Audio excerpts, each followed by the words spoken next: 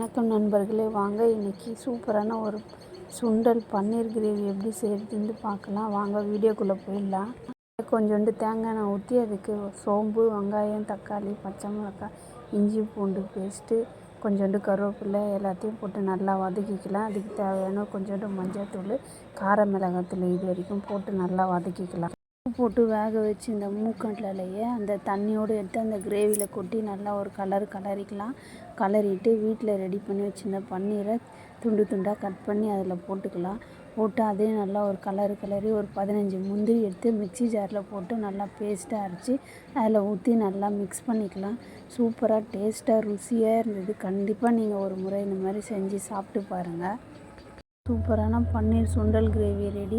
இந்த வீடியோ உங்களுக்கு பிடிச்சிருந்ததுன்னா லைக் பண்ணுங்கள், ஷேர் பண்ணுங்கள், சப்ஸ்கிரைப் பண்ணுங்கள், கமெண்ட் பண்ணுங்கள். பாய். அடுத்த வீடியோவில் பார்க்கலாம்.